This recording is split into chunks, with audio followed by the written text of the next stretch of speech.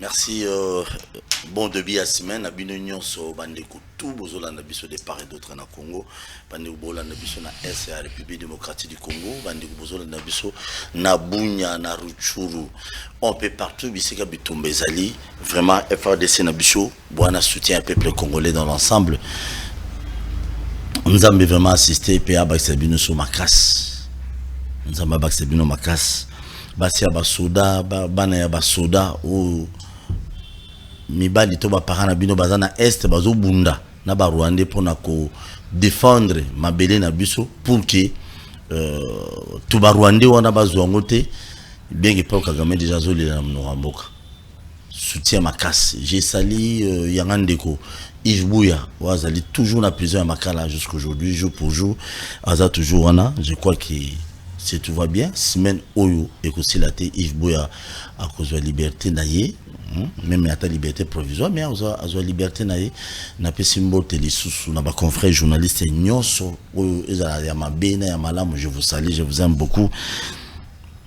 Tant on a zokanisa, tant on a tamboli week-end Oyo na ba quartier périphérique à Kinshasa, et moi salinga y passe, et moi salinga ba policier na biso bazo kanga bato ka aboyi, surtout na quartier Twana kuna na Masina société moza wana bazokanga batu kaka boyi soza na suki ebele bakangiyo soza na boyi so ande bakulune ya lelo bekiri wana ya barab oya ba arabe o Russie o Rwanda o bango wana nyonso bakomo kata suki bakoma na bono normal donc soza na lox na yo bakangiyo quand même c'est regrettable bana Masina pesi mbote pourquoi pas na pesa peso bana maluku mbote na saki na maluku na beta qui tourne à port mon abosen kutu komonango. J'arrive là donc aba soda ba moninga yo aba kanga photo te aba film akate na bio mo na filmer na beta pe tout na libongo na biso mabongo na biso nyoso bakanga photo te yona mituna bande ko na ngai te et moto zong sambo mboka na biso sima ba décision des fois bino bozwa ba konzi boloba ono na libongo bakanga photo te ba filmer te mais to ko image ya mboka na biso ndenge niki no ba paysage ya mboka na biso za kitoko ozwi na maluku na ba port wa maluku wana so kiti wana paysage wana sala kitoko mais so kangi photo effraction mais ba mboka ozali bien développé très développé même okokanga photo n'importe même liboso ya Maison Blanche. À l'époque, à Kabila, on a parlé de la nation, oh les gars, oh kanga photo ndeni. Mais le président Félix a permis, au les gars, on a en photo, bani, bon lever pe babilo, ma bongo, bah tu vas kanga ba photo. Bien quand c'est on a l'obéla, dans l'obéla, mon papa. Petit kabaji wana, petit kabaji. Tout le mama kamuni lelo. Ya liboso, tous obéta biloko par rapport à zéro trou. Ya Kinshasa. Moi personnellement. Et ça l'a ngai soni pe passe. Et ça ko la biso ba kolo ndaku poto bongisa ndaku na biso photo ke tena mupaya zoya. Na Kinshasa lelo na leki na Wileri sauf mot des années ba bambite na leki na Wileri na tala ta biso ma mabulu ezalaki nyonso ba bambi yango. So awa roi zozonga. So mabulu etikalo na se bo sala ngolisu. Et ça mutuna. Bilo to lo ba yango wana. Parce que ça la soni pinda. Na bisika ba mabulu mais ba mabulu wana bobambi koto mo nzela wana poke ni maluku mabulu ezebele nzela wana avokoma na atana so leki bibwa mabulu ezebele comme roi leki kuna te moi premier ministre qui bambela so mabulu ezati kuna osi toloba te tokoloba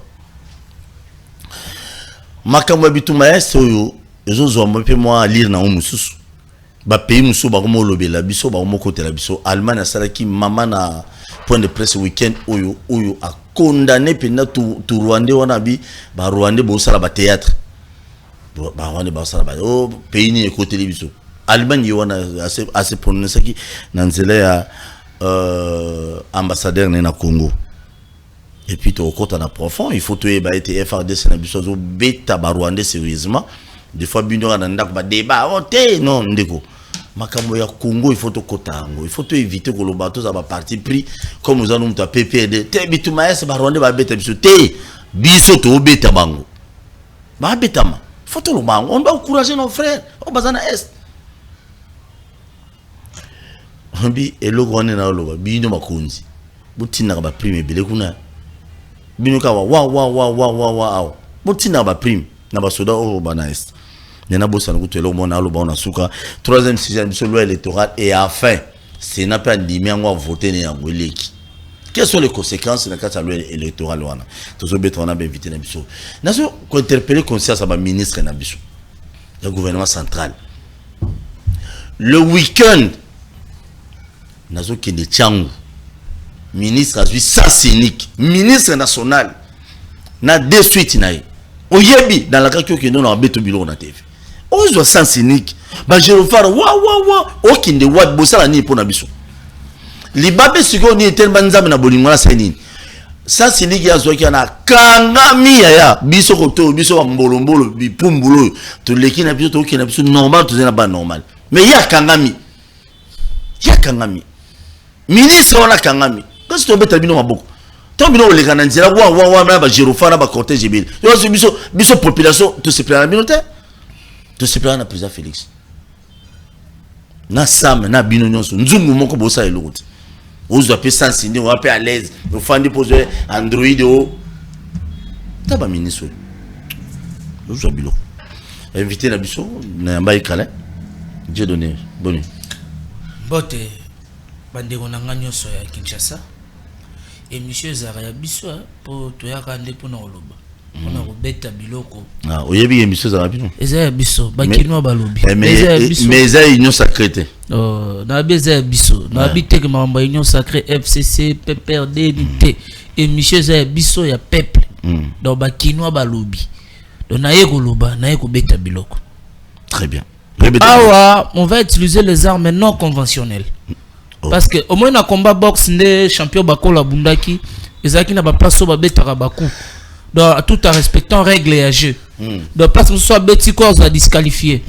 Mais ici l'autorité congolaise, il faut utiliser des armes non conventionnelles pour babanga raketan bazalaka wana baya kate pona kosala b'intérêt na bango pona kosala la peuple. Babang ça va biso te na ba diffamation, imputation dommageable comme sur lobby boy au nom de dénonciation calomnieuse. Non, babang ça va biso te. Et ils sont là pour nous. Si les choses ne marchent pas, il faut te bisa bango vérité to lo babosolo total la bango be en face. Et puis, le solo tsobete un ministre à côté sans cynique, Mikoleleki na alaki na Cotonou na Benin.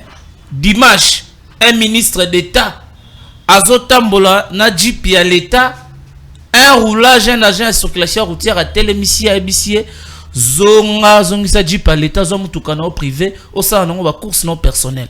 Or, ministre Azako qui n'a pas fait privé, na famille na ye en promenade. Mais, nabi, namboka na biso, comment to comme à niveau oyo quand? Kendele ministre la côté sans cynique na mutuka ya l'état carburant ya l'état basoda ya l'état o l'état futaka ba crédit à l'état et puis dimanche jour au musala sale maraté est-ce qu'ala ki na cadre ya musala naenda kenda ki wanda za kotambola wana mais mukoni ni Congo trop na niveau wana été ministre Penda Boye bakanye na nzela roulage ya bisi ke papa zongisa mutuka ya l'état zwa mutuka na o privé personnel tambola nango sala nango ba vie na yo. Pour mutu kwa nazo tambola na mbongo na biso ya ram nde bateli carburant mutu kwa nazo tambola na mbongo na biso ya ba taxe ba mbongo na biso ya ba impôt mbongo na biso ya pass nde eteli carburant nde epesi mutu kwa nde teli na ba forfait internet ba méga o basara nango ba appel vidéo à tout moment mona ba conducteur mboko bazaka ligne air nyonso mais paisible situation bazo souffrir mbongo ya l'état nde bazo sakana nango bongo. Donc, et Ali Babiloko, ok, il faut te bisabango. Moi, j'aurais bien souhaité que tout le temps, combat le ministre, te bisabakinois, que bomoni motobongo na jour eza férié, na jour eza musala, à moins que sera ali na musala. Parce qu'il y a des fois, bah misali me marabango ti ba jour ba dimanche na ba et vous avez pas no voyager père. Et quand vous avez pas d'accord voyager mais soka mais ça c'est ni qu'on a d'attendre voyager papa. Mais lorsqu'on est au nos populations congolaises, il y a ko prêcher un bon exemple. Tambola na mulongo. État de droit au bundaki pour te faire ça. État kabiso to même pied d'égalité devant la loi. O ali mokonzi, oui, o alo dessus ya mibe côté. Tambola c'est long. Code de la route ndenge sengeli tambola. Po batio mokonzi po matela batu. Merci beaucoup. Et puis ba commander ne ça comme mokonzi yamba sous téléphone te.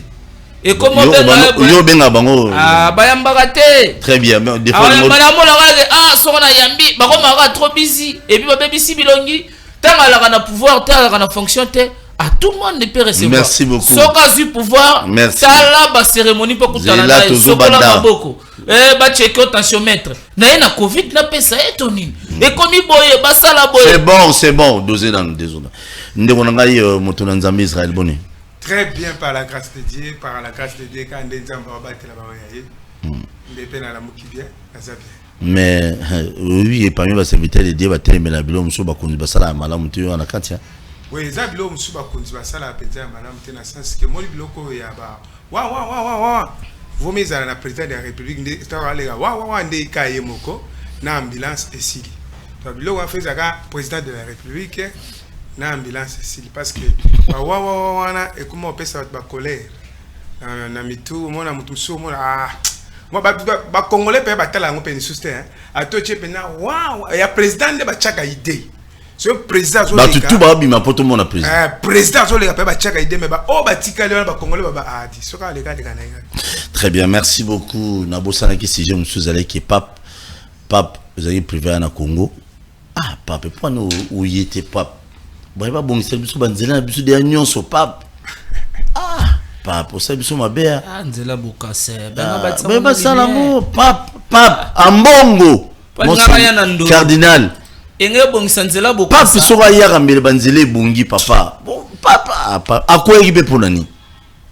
Quand on a na Congo ba bongisa biso banzela papa koyi na ye. 0-2 na Kinshasa. Mabulo e bamami pour na royer parce que depuis balansaka 0-3 et 8 ans moulayi et ça les maté mais ba yo ba manda mo mabulu nzela roi kolekela ba bambiango donc biso mo ba kolo mabele tous en à droite na bande pas pasteur et pas ndiko nanga prophète Israël. Donc biso pour te bénéficier na mabulu muso na mbo na biso fa mo paya le rôle banzele bonga tout ça. Et le que etali Congo ezali kambo ya motema. Ezali kam au peuple congolais alinga pays nae ba konzi ndem ba chambo kana moi retard. Eza peuple te. Parce que peuple baza petit peuple bazo zela o ba konzi ba osala. Ceux qui le ont remarqué bazo bamba. Ngana ze ba époque eza na société mo benga Africas. Nde société ne ba société mo makasi nde bando sala banzela pe ba terrasse mo malamu au moins nzela sala me umeli en habité so société ngo ba kenda na ngwa je ne sais pas tout le monde a ba société monsieur bima na nzela na sensoir. Très bien na sensoir mais ça fait quand même mal non. Et de ça quand même pas si parce que les gens ndeko mo lobi to zaki na ye au moins nzela pina maluko na nyonso photo ba pe mamuto o mona nzela maluko na nyonso mabulu ezali ti voit même ti okoma maluko ngona mabulu ezali mekuna babambite Kinshasa 0-3 parce que ti kuna côté kuna bakota chankuna quand même eza ndeko moko to binga ya binzela route mokali route mokali nzela za buka na makasi nzela papa gizenga mabulu eza makasi nzela sekoma mabulu eza makasi donc premier ministre akosaki bango selon d'autres personnes na moi ba komo tia système à béton. So système ba tia ba béton eza pe malamu mais le problème c'est que eza que nzela po esalama normal ndenge peuple congolais azozela eza te babambi ngwa ba biscuit après 3 ans ibuka na ngonyoso mais ba béton là quand même ça bien ba béton là ça va siko ba terrasse siko ezeza ndemike ba terrasse pesa ba terrasse malamu pe ba espace bele ba tongi mingi na banzela si ba mapangu mususu fo ba bandubuka mpo afungola nzela de toke nzela kipwanda rond-point au matin c'est-à-dire nzela neza mukie population rond-point ti okende yolo wana so nzela wana fo ba buka banda kwa ba fungula nzela neza munene parce que soki nzela eza munene et peuple pas téami ba chauffeur ba téami population téami en tout cas embouteillage ezati Dieu donné 0-3 et enfin bino batuno saké boy ça le 0-3 kana et puis on reprend na bisiga. On dirait 0-3 pour exécuter un projet au balança qui par premier ministre na ba mobiliser pe mbongo presse ba mobile na remabaya wana na monaki présence ya ba konzebele notamment ya gouverneur à ville province à Kinshasa. Yego daza innocent na 0-3. Azala kiwana eza na ville na ye to ebité bazeleka ka roya pour ba bamba banzela et puis ba cibler ka banzelo roi koleka d'aéroport ti place azala ki na Pullman Palais du Peuple, Académie des Beaux-Arts, Musée National, Nzela ya Gambela na ancien combattant wana, place ba cibla kike roi koleka. Mais banzelo tangi wana Nzela ya mbutakizenga kuna na résidence. Ba kipango te combien de mabulu. Tozonga kana na centre ville na Matonge na avenue Oshwe, avenue Kenda Sango. Il y a pas longtemps gouverneur de la ville aleka kiwana. Na oki que gouverneur aleki na nenga leki beseke solution que se trouve mais kala mingité. Mais la minute so batu bazaya kopé ma pombu les obeta te so mbule beti mais là kia munene sale makana. Pourquoi na mboka na biso bazela kaka makambo simba. Batu baloba loba bongo po baloba. Mais so papa yeki na nzela mbula manga kangama na mombonda je kamine na kwa wana ya Willery asosa. Na ebite so ngeza la catastrophique ndenge non faut ba imboka ba ete Kinshasa 0 trou qui programme lancé par le gouvernement national et simbi nangote il faut que bisa ba congolais to ba ete 0 trou ba sélectionner banzela oyo il fallait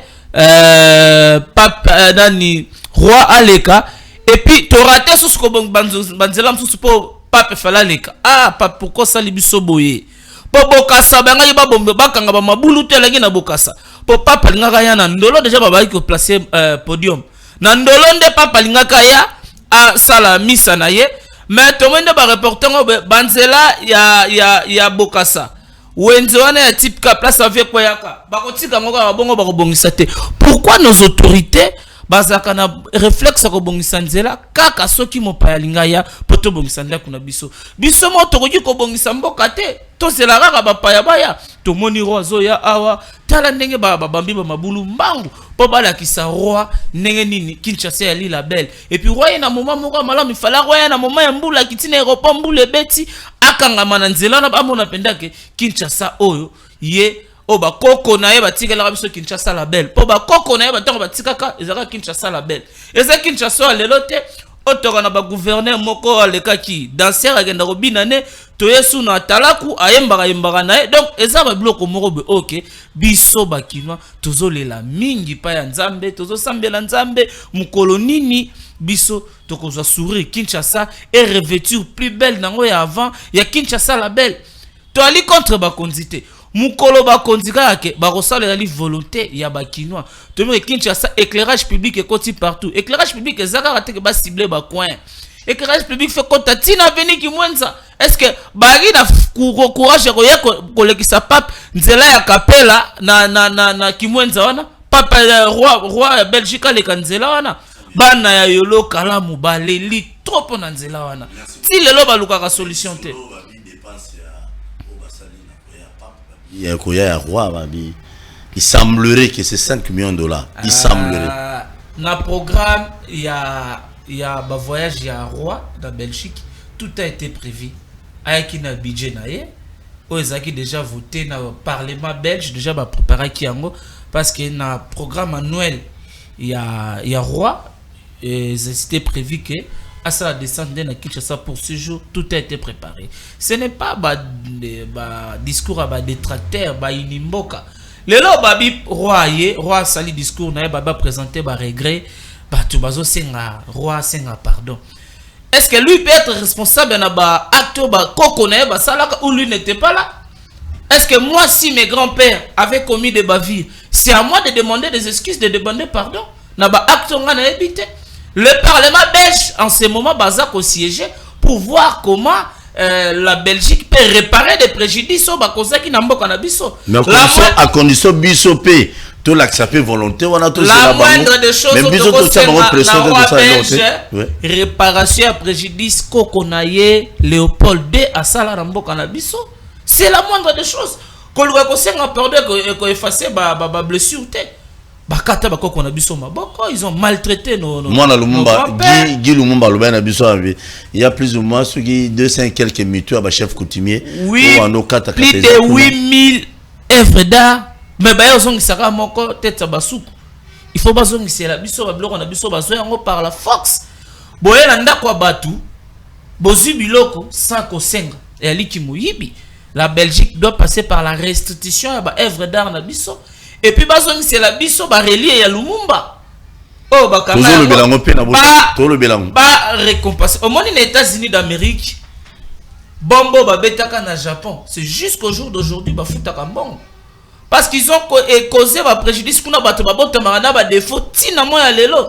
Et les États-Unis d'Amérique, bah, foutaka bon pour préparer progéniture. Il y a bateau, on a beta bombe, et baby ça, bateau. Mais l'élo, Belgique, à ça, la biso. Qui n'a même ordre d'idée, Toyoki, qui le week-end passé, Bané Alumum mi balé, Roland, ce qui n'a nani, bango passeport diplomatique et à Patrice Emery Lumumba pour permettre que non, l'île Lumumba on a eya on a Congo, mais ça n'a pas tout souvent mon babi avant dans l'île Nongoya, il faut procéder là.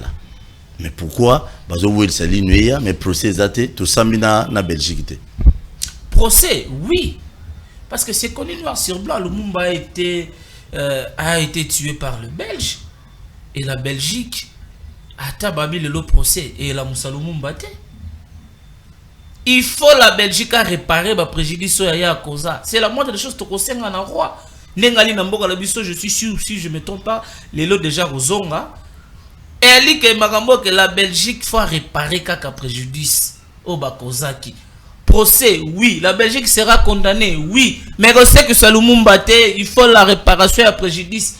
Belgique, il faut atonga banzela. Belgique, il faut aleka na kozongisa ba oya azwaka sur tout le plan. Ba œuvre d'art na biso na lina bokoko na biso. Zela na mke, zela poto continuer par rapport na Sija Lino Lumumba. Ale Bolojwa Zalina Lubumbashi, toujours zoya en diplex. Ale Bolojwa, bonjour. Ok, merci beaucoup. Dis-nous un peu, dans Lubumbashi, c'est comment? Oui, Lubumbashi, c'est calme, calme des alliés. Oui. Je sens que beaucoup se développer. Organisation, discipline, la culture et le développement. Bien que Mouka Congo et l'autre est dans la tête, mais au moins ils sont plus avancés que Kinshasa. Ah, donc Lubumbashi, de ville à Lubumbashi, ils allaient très avancés que Kinshasa. Exact. Très bien. En tout cas, même après, il y a la structure mentale, la dimension mentale, la discipline, l'organisation. On sent que ça bien. Mais là, on a et puis. Mais bawewa kuna ndeni ya Lubumbashi, bawewa. Bizalé na bawewa Lubumbashi za ndeni ya Lebolojwa. Pas plus discipliné que la Kin. Nandé. Nandé a discipline, on sent qu'ils sont un peu disciplinés. Beaucoup de discipline, en tout cas, discipline, culture, il y a les jardins, il y a des choses à tenir les affaires. Kuna bawewa IDPS bazate. Ah, bazana ndeni. Bata IDPS, bawewa IDPS bazana. Ate wewa ils ont un collé na bango, mais au moins, or des amants qui.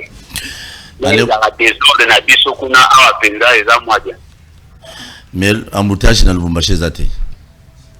Et Zali mais ça vraiment mec à donc il y a collé beaucoup de temps dans la ville et puis la plus les bien.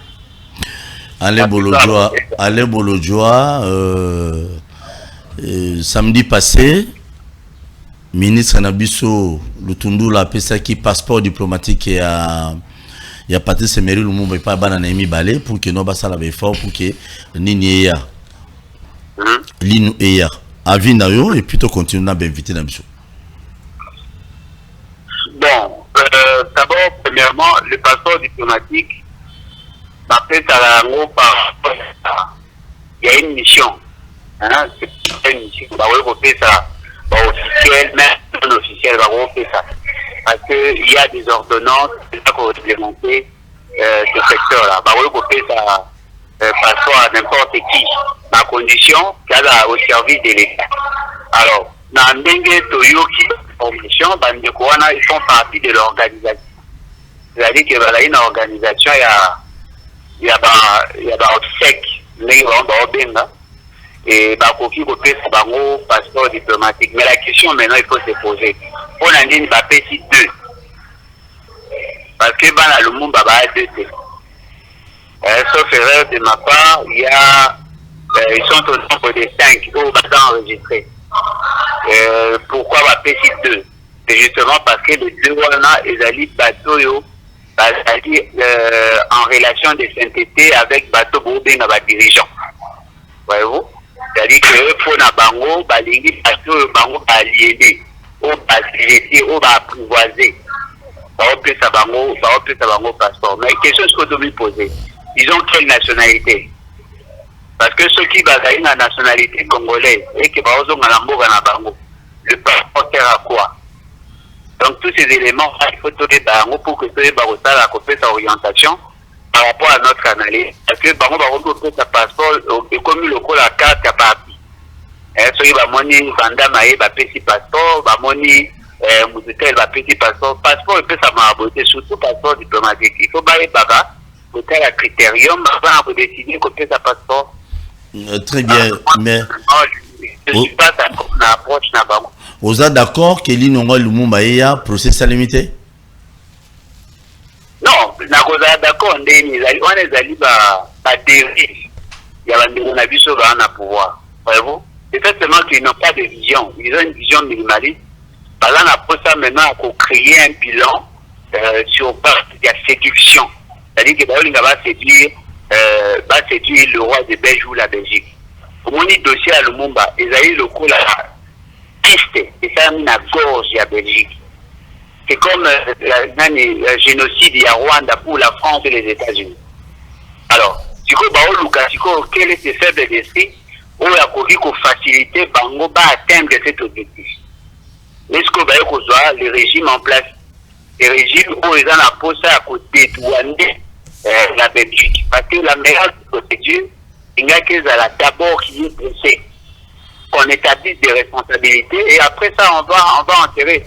Parce que comment expliquer? Et Félix Tshisekedi, qui fait office du président de la République aujourd'hui, Azalaki, Papa Naya Koufaki. Joseph Kabila, président, Mabouya qui Joseph Kabila Kunda Papa Naya. Et là, c'est surprenant, il y a ça qu'on insisté qu'on ne peut pas abandonner alors qu'il y a déjà une opposition. Hein? Donc, Boumaki d'abord au ça c'est que qui est procès, à partir du procès, mais du coup, les gars qui va établir la responsabilité. Parce que Batumi Balé, sur 10 personnes où va participer à l'assassinat à Lumumba, d'un côté à Belge, Batigala 2. Sur les 10 personnes qui vont participer à l'assassinat à Lumumba, côté à Congo, Batigala 2. De la ligne, procès et ça a mandé ceux qui ont il faut d'abord, parce que ce sont des témoins vivants.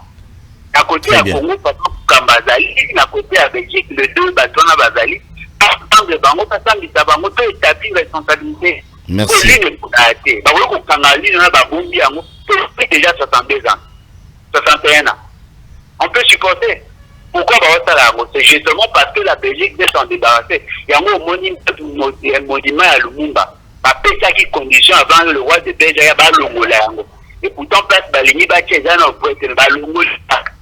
or, en réalité, le roi de Belgique qui a déposé gerbe de fleurs devant l'île à Lumumba. Alors, ça, la moitié, et Kandi, Fort malheureusement, il y a trop de faibles d'esprit, on comprend le danger. Tout à l'heure, on est membré. Je suis vraiment désolé. Merci Alain Bolodjoa. Vous tournez à Souka. Babani ko réhabilité déjà ndako ya le fait président Mobutu na scellé. Semblerait chef de l'État Pessin Dengisa peut être réhabilité yango avant de tourner zonga. Les candidat mabe. Bon, ndako ya za Mobutu te. Les ndako ya présidence. Les ndako ya l'État. Il faut pas réhabiliter yango parce que c'est un patrimoine national. Okay. Et quand on va réhabiliter yango, ils ont mis du mot touristique. Ça peut aider, même les bateaux basant à pouvoir, bah, oui, tout ça, ils ont bâti à l'État, ils ont la la Bomissa Mongalima. La Bomissa résidence, il y a président de la République, dans Kanchach. Ils ont donc, il faut battre ça là. Ça, la monde débat hymne national, c'est parce que je ne vois rien d'extraordinaire, ce qui l'État a promis. Il faut pas le capot. Ça, c'est une cosmétique. Merci beaucoup Alain Bolodjoa. Bon séjour dans Lubumbashi. Torobinga aussi tokomi okomi susuna Kolwezi. Oui, pour toi ba bien na Kolwezi kuna pesa jungle. Bien sûr meki ko so ba kangio Torobinga so ba kanga otote.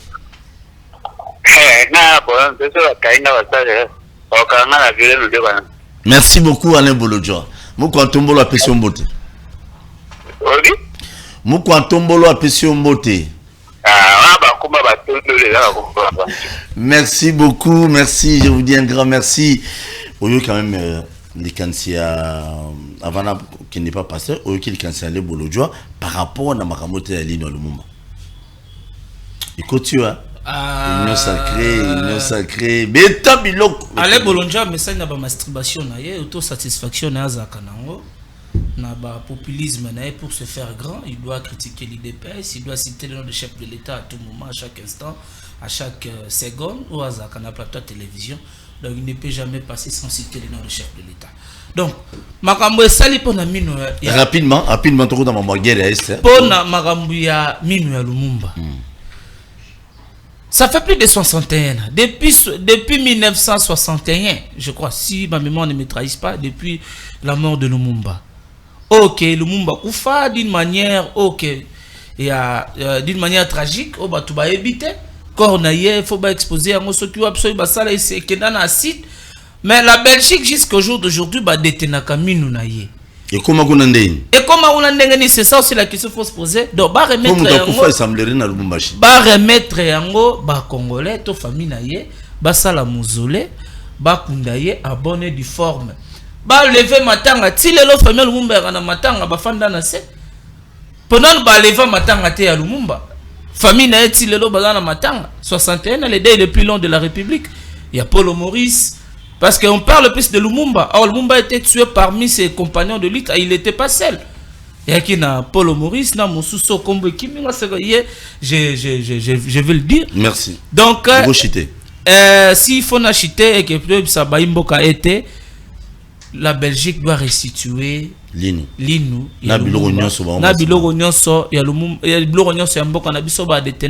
Beaucoup qu'on a sur tout le plan spirituel, physique. Il faut pas Israël. Oyoki Bolodjoa biloko beti. Oyoki biloko Bolodjoa beti. Élection de Kosalami. Bon, réaction eza biloko muso lo beza ba réalité, eza biloko muso pas lo beza ba réalité. Le problème ezali que nakati ya leadership na ndek biso asel na Nzambe. Tant to wele la leadership et bebisa makambo belé.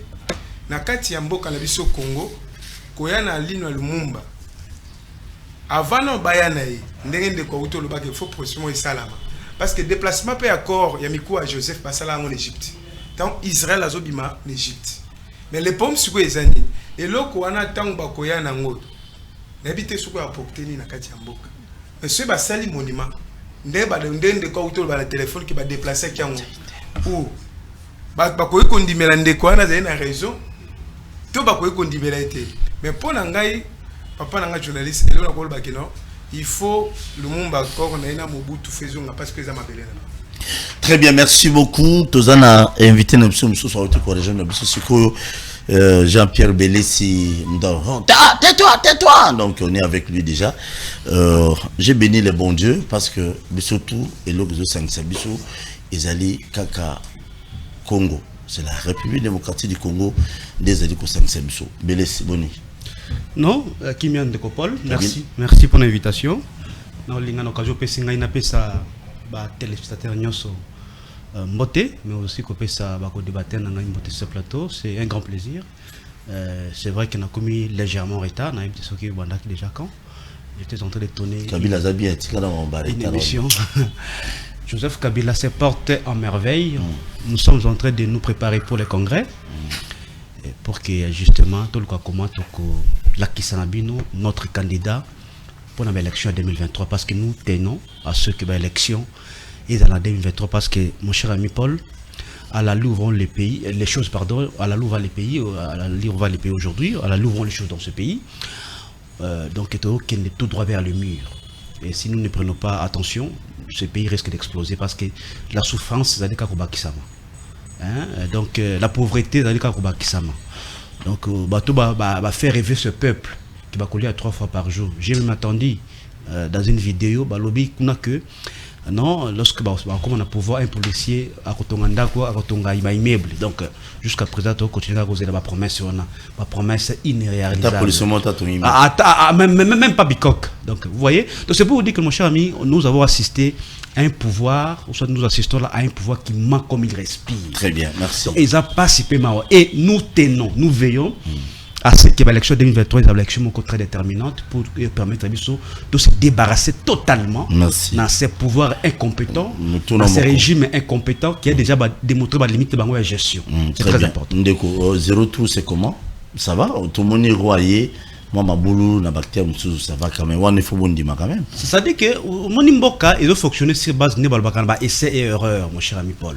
C'est-à-dire il n'y a pas une vision pour la République. Il n'y a pas un programme chronométré, n'est-ce pas, à travers le temps et dans l'espace. Il n'y en a pas. Ça dit que tout doit fonctionner quand c'est basé à des circonstances. Bon, pas trouver un groupe qui a ça 0 trou.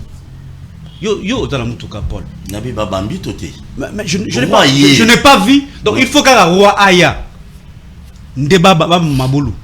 C'est quoi ça? C'est ça le paternalisme au Tozali Kuboya. Parce que ceux qui roi aya kate de Maboulou ne sont pas continuer à coexister. Bon, on a peine à mon place ranger trou en bon je sais pas. La Willery va saluer. Quand la Willery 24 va saluer. Mais si toute l'étendue à Kinshasa, c'est-à-dire au bon cas Willery non, ça dit côté roi Baudouin na machine ça dit ça côté kaka roi Oleka. Vous voyez nous sommes dans quel pays de Kopol. Avenir ça vous côté Zando wana. Eza mawa na mboka oyo mon cher ami. Ça dit ceux qui battu oyo. Mais ça est un parcours. Tout le monde est commis déjà. Merci. Mais ce qui est vrai, c'est que nous tenons, nous veillons à ce que l'élection est 2023 plutôt bouter dehors. En tout cas, c'est un régime qui a déjà démontré. Très bien. Nous avons un côté bon, non, on pose une question. Vous avez la question comment? Vous avez la question. C'est pas possible. Zéro truc. Ah, tout déjà qui la question. Ah d'accord, je ne savais pas alors. Merci beaucoup. Aussi les Sidiagoloba. Merci. Ndeko. Bitumba Est, tout le monde en Allemagne, Basalaki ambassadeur d'Allemagne, Basalaki point de presse na week-end pour nous condamner Bitumba, Babuzo, Banyonso, tout Rwandais, Bazo Salabiso na Est. Ça vous fait comment? D'abord, agression, il y a. Vous avez la patience, on a téléphone. Et ça noir sur blanc. D'abord, c'est une question où il faut mettre Bissot tous autour d'une table. Parce qu'il ne s'agit pas de l'opposition, de la majorité. Parce que ce sont des Congolais. Parmi Bango, il y a des Congolais qui sont dans l'Union sacrée. Parmi Bango, il y a des Congolais qui sont dans la Mouka. Parmi Bango, il y a des Congolais qui sont dans 18 ans, qui sont de l'autre côté. Mais malgré tout, qu'est-ce qu'il raconte? Il y a des Congolais qui perdent leur vie. Et dans ces cas, nous sommes venus au pouvoir pour trouver la solution à ces problèmes. Il y a Estembo Canabiso. Et voilà pourquoi il y a eu l'installation d'un état de siège. Oh, bata 18 ans, bato baki kuna minduki. Bakoka ki yangote. Et aujourd'hui, soto ki M23 et zongi. Mais banani basala M23. Mais M23 ça va bloquer outil na ba fidèle, changera ba combo, PPRD, c'est la même chose, les foufous de même badi. Ce sont les mêmes personnes de ba changera ba combo, le même groupe d'individus. Si na Thérèse Vélodrome na Kitambonde M23 qui ndako signer charte na bango, il y a majorité à bango ya kala MP. Mais nous sommes déterminés de mettre fin à cette guerre qui dérange la population congolaise pendant plus de 30 ans dans ces terrains. Toyaki kokute yango, tokolongwana bokonzi oyo te soki tosilisi makambo wana te. Et déjà il y a des avancées. Kagame déjà tout le monde le lycée na Monoramboka. Ce sont des avancées. OK, Kagame a commis quoi tweet ernion so à tout moment zolela se pleurnicher et le chef de l'État avait été clair vers le Rwanda. Si vous voulez la paix, une paix totale, nous sommes d'accord. Et si vous voulez la guerre, une guerre totale. Donc le Congo est prêt de s'engager à une guerre contre le Rwanda. Merci et on va voir qui sont derrière le Rwanda, les détracteurs. On va se déranger beaucoup en abusant à tout moment. Pasteur. Oui. Bitumba on a quand même ça va ndingi FRDC quand même ba beta biloko. Ndenge Rwanda toujours frapper Rwanda, c'est normal. Parce que Mabele za biso moli kama Mabele ba même petit na Bible.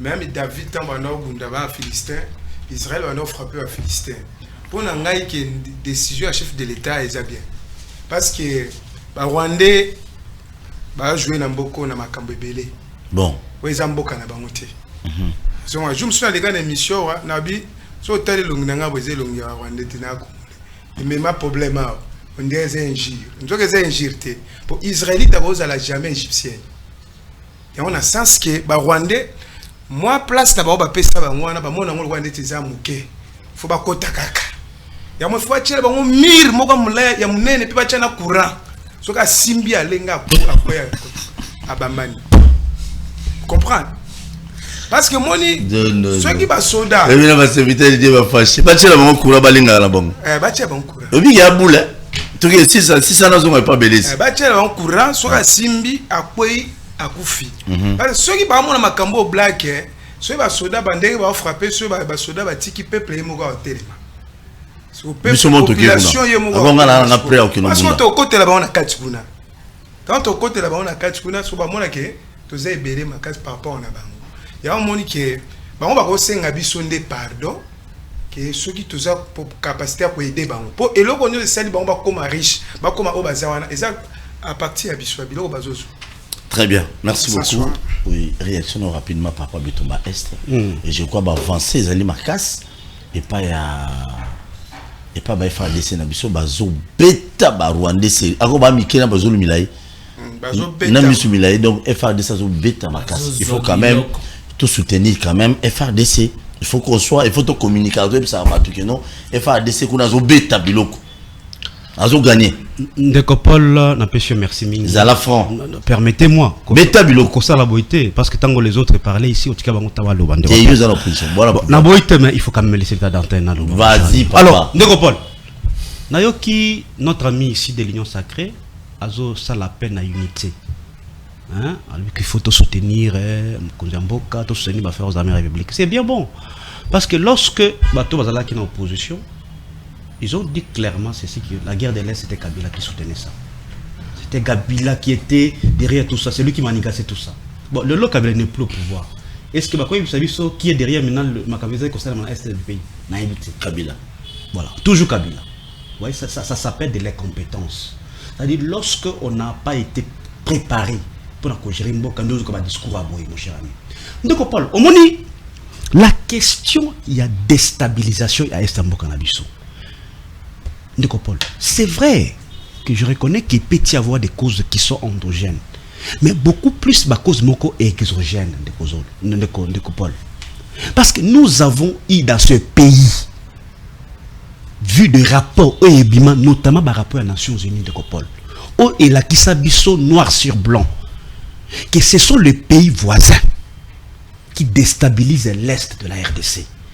Et plus particulièrement de Paul, le Rwanda. Je dis bien le Rwanda. De Paul.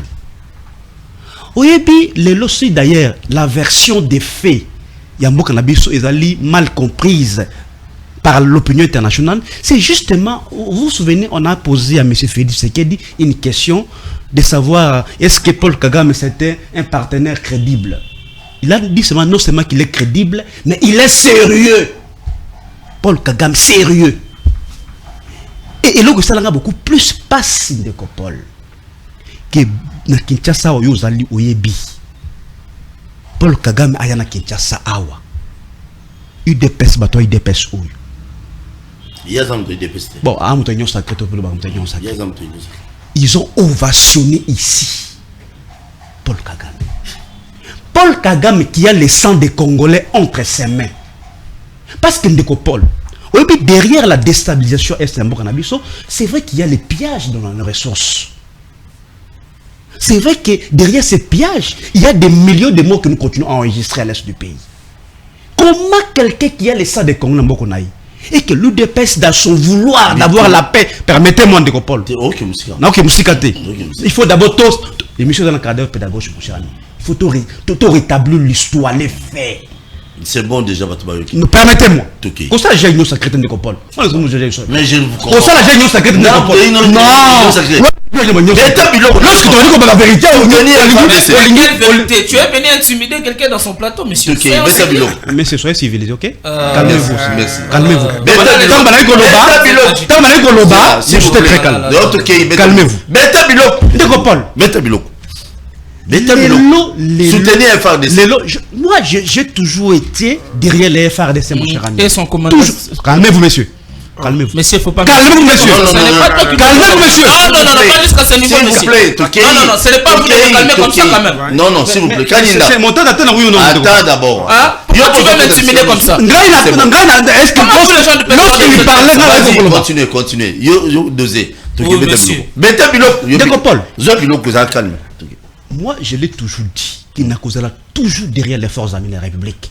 Parce que cette armée de Copol, il faut reconnaître qu'elle a été restructurée, réorganisée, formée par Joseph Kabila. Infiltrée par Joseph Kabila. Calmez-vous, monsieur. Formée par Joseph Kabila. Infiltrée. Et l'armée congolaise. Mais monsieur, je ne fais pas ce débat. Tokéi, papa. Je ne fais pas ce débat, monsieur. Monsieur, il ne faut pas me pointer les doigts. Je dis, il ne faut pas me pointer les doigts, monsieur. Alors calmez-vous. Il ne faut pas me pointer les doigts. Mais il est en train de perturber pour l'émission. Non, continuez, maman. Kaninda, pardon. Parce qu'il n'a pas d'argument. C'est bon. Sois calme, sois calme. Toi qui ne réfléchis même pas. Et toi, tu réfléchis. Tu ne réfléchis même pas. Tu ne réfléchis même pas. Tu ne réfléchis même pas, monsieur. Belessi. Tu es venu faire du populisme ici. Papa. Tu es venu populisme. C'est vous qui êtes en train de. Tu es venu faire du populisme sur ce plateau. C'est vous qui êtes dans le populisme. Tu ne réfléchis même pas sur l'anglais. C'est vous qui êtes dans le populisme. Nani, papa, s'il vous plaît. Mais il est en train de. Non, attends d'abord. C'est la première et la dernière fois dans l'émission. Ok, c'est bon. Parce que je ne comprends pas ces gens. D'abord, Belessi. C'est pas possible. L'équipe Bissomaye. Oui, mais alors. L'équipe Bissoma, de part et d'autre. Il a 15 minutes. Sois calme, sois calme. J'aurai le même temps d'antenne. Tika, papa, c'est pas un problème. Ok, yo continue. FARDC. Aux autres soutenir FARDC, je l'ai dit, de Copol. Il faudra que tu soutenir les FARDC. Parce que c'est cette armée qui doit normalement protéger l'intégrité territoriale de Mbokanabiso. Nekopol, il faut reconnaître ça. Que l'armée congolaise aujourd'hui dans sa restructuration, c'est l'œuvre de Kabila. Et le président Félix Tshisekedi l'a reconnu de Copol, lorsqu'il a le pouvoir. Oui, il a dit clairement qu'il a trouvé une armée non seulement structurée mais organisée. C'est lui. Mais aujourd'hui, nous constatons malheureusement que cette armée est en train de régresser de Copol. Parce que sous Kabila, l'armée congolaise était classée 8e en Afrique. Je dis bien 8e en Afrique. Mais les lots, vous avez suivi le porte-parole des armées qui dit qu'aujourd'hui nous reculons à 3%, comme 11e, mon cher ami. Au lieu que les efforts soient consentis, fournis, dans le sens c'est justement qu'on permette à ce que cette armée soit dotée de matériel pour que nous, en tout cas, tout bouter dehors l'agression rwandaise, parce que c'est un secret des polichinelles, parce que nous l'avons toujours dit, et bateau avec leur tétiosité, parce que nous tombons là bango, qui est bien tout ça 18 ans au pouvoir. Nous connaissons plus ou moins les comportements. Il y a des États voisins, comment est-ce qu'ils se comportent vis-à-vis de la Mbokanabiso. Tu as une ambition hégémonique à Paul Kagame, il y a Rwanda. Et le Rwanda a toujours voulu avoir une même mise sur l'économie congolaise, c'est-à-dire les ressources de la Mbokanabiso. Le Rwanda, non, comme ça, le Rwanda, Paul Kagame a toujours des ambitions hégémoniques sur notre pays. Mais au moment où nous sommes, Kagame est notre frère, notre ami, mon cher ami. Et pourtant, dans les relations internationales, les États n'ont pas d'amis, ils n'ont pas d'intérêt, mon cher ami. Mon cher ami, l'histoire va juger le président Félix Tshisekedi. Parce qu'il est allé très loin de Copol. Il a conclu des accords occultes avec Paul Kagame, jusqu'à la preuve du contraire. Nous ne savons pas le contenu de l'accord. Oh, ils ont signé entre Paul Kagame et Félix Tshisekedi. Donc il faut trouver parce que Mbok est allé Kokende. Ah, on a quitté ça, on est distrait. Dans la réception, il y a sa majesté, hein, et pourtant à l'est du pays les choses sont cobardées. L'est est en train de partir, mon cher ami. Et il faut que tu tellement justement pour que tu permettes, parce que le Rwanda a récupéré notre territoire, parce que nous avons aujourd'hui un leadership qui est très faible. Il y a au moins que le M23 a se refait la santé. Le M23 a été défait de Copol. Sous Joseph Kabila, par les armes, en 2013 ici, mon cher ami. C'est pour vous montrer que le soutien, il y a Ndekonabango, il y a frère Nabango et Zali total derrière M23. Merci beaucoup. Appel à Liboso. Allô, bonjour. Bonjour. Oui, au bien du soir comme on a dit. Na bengi à partir à Monga Fula. Nazolanda émission papa isalinga ipasse na moto Kabila oyo. Papa Paul, s'il vous plaît, akaka loba quelques mots katanga. Mais bébé Azala s'il vous plaît. Bébé Azala musika na poto ko bien pour voyez moi na paix azo intervenir. OK, merci na kifi pour ma personne. OK. Bébé moi na pas azo déranger moi na. Maléré, hein? Mais tout ce qui peut être congolais tout ça ba. Tout le fait ça la Kaobi ça la Kapi. D'abord, Kabila n'est pas congolais. Hein? C'est un pour ça, Makia congolais, Kabila n'a pas. Hein? Ça c'est un. Des deux, Kabila a été dans ma beauté Toboka. Kabila a commis milliardaire avec 500 milliards de dollars au Makana. Mais à ce moment ça Kabila Awa, Kabila a 18 Awa. Mais l'élection sur Kabila a sali Awa, Namboka au Congo, a voté et Kabila le fait. Oui, oui. Betablo abongisa mboka oyo te kana koyiba na koboma batu lokola ndekula Paul Kagame. Merci. Pour soa toza ba jeune to yinde to linga mwasi ngaso na lingi mwasi na ndako moko bo est-ce que na kota na ndako wana non na kotina ba camarade soki Félix Tshisekedi abengisa Paul Kagame awa parce que Paul Kagame na Tshisekedi très d'union égalité akoya calmement sans problème. Dans l'exemple de la texte sur le Bandengwana, l'exemple de la Lobiawa, je suis au niveau moi aussi. Merci Ndego Batoussou Mabenga.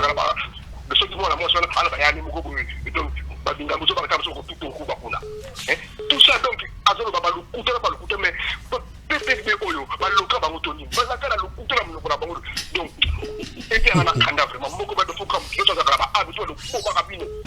merci, dosez, papa, dosez. Dosez, et ils vont disparaître demain. Allô? Qui t'a le volume à la télévision hier? Qui t'a volume à la télé? Qui t'a volume à la télévision? Qui t'a volume? Au Bengue comme on a.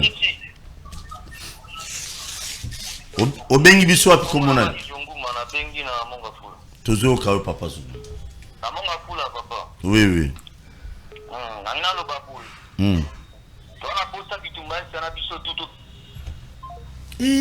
Ramé.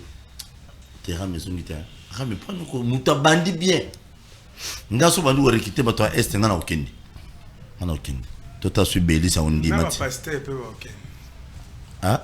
Pas pasteur. Pas pasteur okendi. Azubi bela munduki. Allô, bonjour. Allô. Obengi bisop komonani. Allô, bonjour. Obengi bisop komonani papa. Comme on a fou, je la bengi na machine. Na machine. Beta bilo. Na boya. Oui. Et ça la passe pour ni biso guerre go bunda na est. To yoka kaka ba wande ni maya botaka na biso. Pona ni biso pe to kozwa te to ke takata ba province na bangu ba pe na congolais ba botake biso na province. Kaka bongo bayaka na province na biso na magoma bataka ka bato liboso. Eza lokola yo Paul to suzana ba voisin akota na pangu na yo abundaka yo kenda kozongisa te. Ba obenga onda. C'est que yo nde papa za faible. Na bambo asoi. Beta bilo. C'est que yo papa za faible. Nande ko azolo bana union sacrée. Batala te o Kabila salaka. O Kabila salaki to ebi place sukaka o bango bakoti babakisi place ni ko eleki o Kabila salaki. Voilà. Na o Kabila salaki bango babomi nde ko boma. Kabila atika biso ba soldat ya bien. Atika biso armement ya bien oyo ba pekisa ka so maminduki te po abamona ka minduko Kabila sombaka na défilé o salama le 30 juin. Papa, Zakaninda. Ya ka somba so minduki. Tu union sacrée. Siko que comment on a constaté Kabila. Bon, c'est biso côté dino côté Kabila suka bino bandiza. Oui. To Kabila biso na masina. Tito za na 2023. To katela no mundo la ma injili. Mutu moko ta yo cha candidature na mchangwana to kotie mutakala. Bon. To bino biso tanto tomoki te tanto tomboka. Ko na en place na ba tu nyonso. Ma injili boko mangol sunte. Poko niko sakana na biso fort. Merci à doser nani so ben ko sikakate tomo candidat yebo tikeli tenia na faire ça campagne de bien la machine mo yo esprit yo boule bana changu. Allô, bonjour. Allô? Obengi biso wapi komona kitia volume à télévision. Na bengi bino na lemba. Oui aya, beta biloko. Na liboso na mina corriger nanu. Auditeur wa bengaki. Wa bengaki wana Kabila kota na babote. Ye a évité que non so batu bazana en rébellion, bazana ba soutien ba mbongo ekotaka. Ya aidé ngote demba na ki wana na rébellion na Équateur, akotaki na babote. Tout à fait. Beta biloko. Na kena ndeko union sacré. Yes, union sacré, il y a un problème. Ndeko alati débardeur à blé. Ndeko bonjour. Mbote ndeko nazo yoka yo. Ndeko na évité solo banda politique quand. Vraiment. Po parti na Jean-Marie Lukulasi et bandi récemment out. Ah, c'est pas déjà Non, Ah, naïba quitté. Ndeko Jean-Marie Lukulasi to ebaye na mama miziki. Tout à fait. Naïba écoute tout. La question est très bien posée. Laissez-lui intervenir. Tika loba. Toke yaya. Jean-Marie Lukulasi. Ngala za mwana lemba. Yebisanga place ni parti na bino na lemba. Soto bina lemba super toke na lemba imbu. Yebisanga drapeau na bino ya rawati. Kende na Lubudi numéro 39. Ndeko mais na super. C'est là si ça. Ndeko. Aussi ça va te dire c'est mieux. 50 millions et demi pour na oyamba roi. Ba roi somba minduki te. Merci. Wana peka Kabila. Merci Aya, merci Batumusu Mabenga. Neko Kabila abongisaka armée soko yebite. Tanga Congo et son histoire. Biso tozana ndako toyeba koleka bino. Merci beaucoup Aya. Dosé. Bobenga na kandate loba na se troyoka. Allô bonjour. Allô. Obengi biso comme on a Bonjour. Allô papa Paul Tsua. Oui, obengi biso comme on a papa. La bengi bino ko na Selembao. Na Selembao. Na Selembao. On a appelé David Salambote. Beta biloko. Combo pen. Oui. Tozoka. Nina loba a propos ni to loba ka Kabila. Ya venju na otala litolo ya iba itembo. Ndeko loba makasi, matama volume na makasi, loba makasi. La bina lota émission na oju mo ba itembo, na ki kango de o Kabila tala me 5 km la ndela ko. Mais sur le statistique ya Kabila tala avec une bonne keza en dehors c'est assister mais ninga lo bila on passe. Mais Kabila tala avec une bonne o. Faut tala statistique na ki nini. Est-ce que na tawa na ko konsi bandila yes, tinggal kita membuat janjian bandera.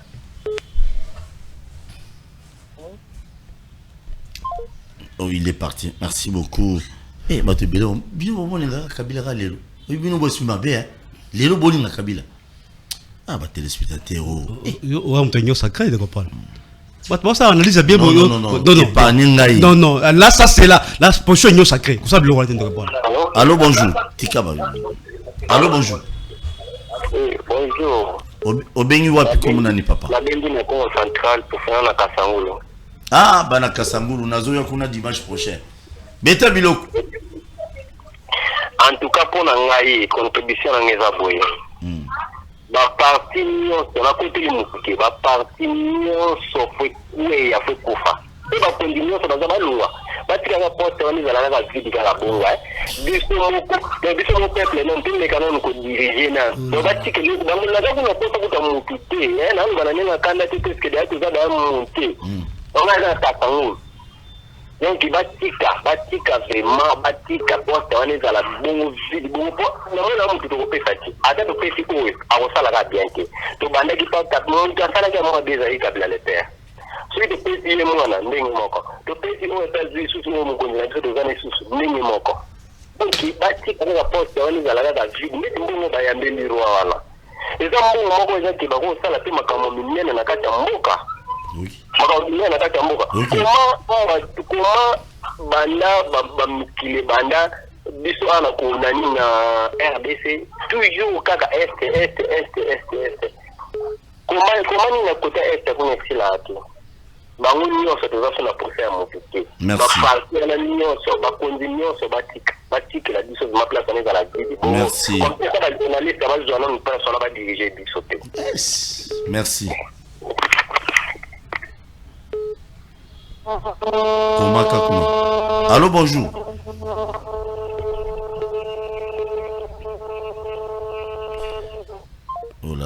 Très bien, je m'appelle Essili. Émission Pessilia.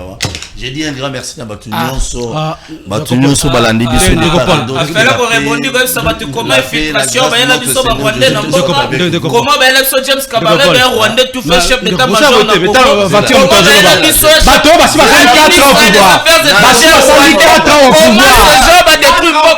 dire à la Bakinois. Oh là là là là là. Non, attends, je te donne la parole. Yoka, Nazo Peso Maloba. Merci, Zala calme. Yoka là, nous est là. Je vais te donner Yoka là, Peso Maloba. Merci. Écoute, toka ta émission. Nabia, papa, Belesi. Yoka. Oza Maloba, Yoka là, Toba la pasteur. Zela, Tobandi, Yoka, Toba la pasteur. Tobandi, Yoka. Toba la pasteur. Yoka. Pasteur, Yoka pasteur. Yoka pasteur, tous ne pas là. Yoka pasteur. Merci. Yoka. Merci. Pasteur Zamaloba. Yoka, merci. Conseil la Yoka, tu beta biloko. Beta, bakato dia micro. Beta biloko. Yoka, oh là là.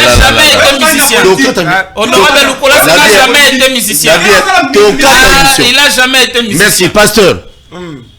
Merci beaucoup na invitation. Na commission Nzambe ndenge nazaki parmi bato azaki invité. Mais bien que baba politicien. Bien que baba politicien. Likambo eteli mabela Congo. Eta la likambo ya ba politicien so inante. Ezama makama congolais nyoso. Yango lo na osenga que tant que nous les congolais tu la poste ça pays na biso ke liboso. Ezana bato bele bazwe ba pouvoir. Problème ezana mboka ezali. Soki bango batiki pouvoir mususu aya to sala enko po ala esa make asalita échouer. OK. Yango na biloko wana. Voilà, to bois kele ba possibilité po échouer. Mutu mususu pe ba kopesa ba ko pe ba kele sur la possibilité. Wala pe plazo souffrir. Ya so ba biloko wana biso ba ke biso ba pasteur pe to bondela. Eza ba prier mususu ndo sambela ki ba nzamba ndo bango moko ba kufo. Yes, amen. Beta biloko. Tika ekomi ezata o souffrance banda to bota matisi ko souffrance. So bato ba kufa ata bobongisi Kongo ngote etali bango parce que si ba kufa ina ba. Mais le problème c'est que ça dit que likambo etali mboka na biso Congo baza na guerre mo malam bato na politicien mo boy pour Congo e bongesi ngani abeza likambo ya mutu. So ya zala na pouvoir banda na mo mukena tanga école tina ko mukolo ya zo etant bongisa te ya ngana ko senga ke na ba congolais peuple congolais yemoko touro 2023 to voter ba on voter moi garçon lobi ke ba otika ba bolumba lobi na sa kanda ke bita liena mute o ke bita na ba problème avec tant que ça moi na terre na makambo belé kanda wana on va pas s'intaguer zela aussi ça continue nante bazui mon peuple na peso balo parce que population aza ebelé ko le quand même aza ebelé même ko le quand même vous déranger pasteur ça na gestion yoka papa journaliste toke loba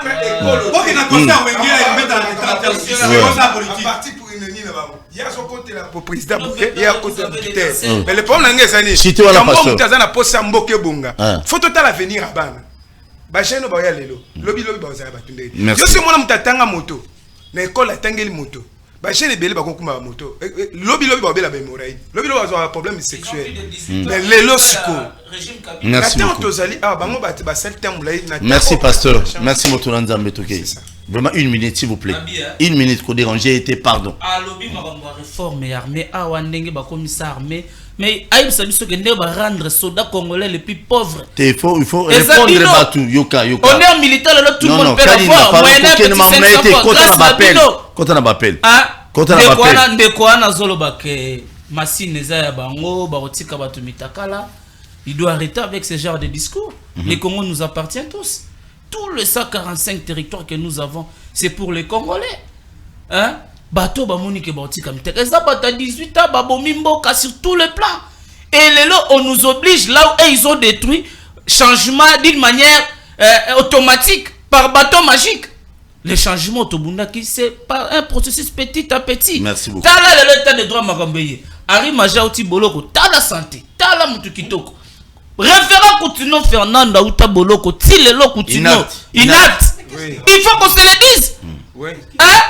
Tika na peso maloba. Sauf ça va imboka comme qu'est-ce qu'on rencontre. Je sais pas quand est-ce qu'il a commencé avec la politique et aujourd'hui il sera évité à prendre s'il vous plaît, s'il vous plaît. Ce n'est pas le fait d'être chanté par les musiciens que tu es musicien. Jean-Marie Leclerc n'a jamais été musicien. Un orchestre. Merci beaucoup. Mais vous avez des danseurs parmi vous, n'a pas perdu. Moutabi Narabina Namogila qui l'a volé n'est pas bon. C'est vous. Merci beaucoup. Vous avez des danseurs parmi vous. Vous plaît, vous avez des talents. Dieu donné, s'il vous plaît. Et aujourd'hui, quand il faut parler, les gens ne peuvent perdre Fobo Kaka Sony. Les locaux congolais, mon côté, ils peuvent vous faire encore confiance. Merci vous, les beaucoup. gens du PPR. Merci beaucoup. Avec tout ce que vous avez fait dans ces pays. Yuka, pardon. Merci beaucoup. Zala Tolera, Neko. 30 secondes et bon, tout ça. Pardon, tout qui est rapidement. La politique, c'est un métier des nobles. Vous voyez, dans la Grèce antique, quand on a la politique, ils allaient réserver à une certaine classe politique. Voilà. C'est-à-dire, au moins politique, mon cher ami, ils allaient un métier noble. Mais dans le Canabiso, aux ala musiciens, aux ala ceux qui nani, aux la politique. Parce que Yuka, Zelana, s'il vous plaît, on a des bordels. Continuez, papa. Ça dit que non, aujourd'hui, n'importe qui, aujourd'hui, a aussi la politique. C'est ça les combles dans ce pays. Même quelqu'un qui n'a pas un bagage intellectuel au la politique, mais avec un la politique, c'est grave. Oui, là, vous avez un moto, un lobby à Wakino, l'armée Mokanabiso n'était pas. Il contredit d'abord le chef de l'État. Ça, c'est un. Parce que tant que le chef de l'État a Kotaki, a lobby clairement que nous avons trouvé l'armée Nabiso dans 8e position en Afrique. Mais les lots dans le l'action à Wandekopol. On dit que nos armées, on a il faut qu'ils continuer pour que bon c'est-à-dire, Pesa Minduki. Depuis qu'ils sont au pouvoir, ils ont mis combien d'armes? Est-ce que déjà nos policiers et nos militaires, ça problème de uniforme, mon cher ami. Tant que tu vas évoquer ma réforme, si presque 4 ans au pouvoir de Copol. Quelles sont les réformes qui sont déjà entreprises dans le secteur armé de Copol? Les notre armée, ils ont reculé dans le classement africain, mon cher ami. Est-ce que l'armée allait avancer sur le reculé? Voici les vraies questions. Il faut au lieu de ça là, aventure mon cher ami. N'a pas apporté soutien à Ngaï. Calmez-vous, monsieur. N'a pas apporté soutien à Yves Bouya. Parce que cette arrestation, il y a tellement de moutons noirs que vous devez également faire ce travail-là. Parce que comment est-ce que Yves Bouya a été arrêté? Un complot avec un journaliste de domaine, mon cher ami. Donc ils allaient m'awaper passe. Donc on a justement que la justice soit au plus vite libérer mon cher ami Yves Bouya parce qu'il est innocent et que c'était un complot. Donc tellement de on pour comprendre que non, il ne peut pas aussi comploter contre ma confrère Naïm pourquoi? Mais ces messieurs-là, ils ont traité Kabila. Comment peut-on accepter un métier? Est-ce qu'il n'y a pas une déontologie? Déontologie dans le domaine que ne peut pas à un moment donné utiliser Babilo Komoko, Oyoki, friser la bassesse. Mais tant qu'on est quand même média, c'est un média ils sont caractérisés par la médiocrité, mon cher ami. N'importe quoi dans le média. C'est pour vous dire, mon cher ami, que Yves doit être libéré parce qu'il est innocent et qu'il a le Moussa parce qu'il vit avec son métier, il nourrit sa famille avec ses métiers-là et que son arrestation, c'est une arrestation qui est arbitraire et illégale. Merci beaucoup. S'il vous plaît. On y a un peu son maloba. Merci. Je dis un grand merci à nos téléspectateurs, s'il vous plaît. Wemsa émission et les gars de lundi à vendredi, à 10h juste et à 16h juste. Abonnez-vous massivement à la chaîne YouTube. Je vous aime bien. Te écoutons prochainement.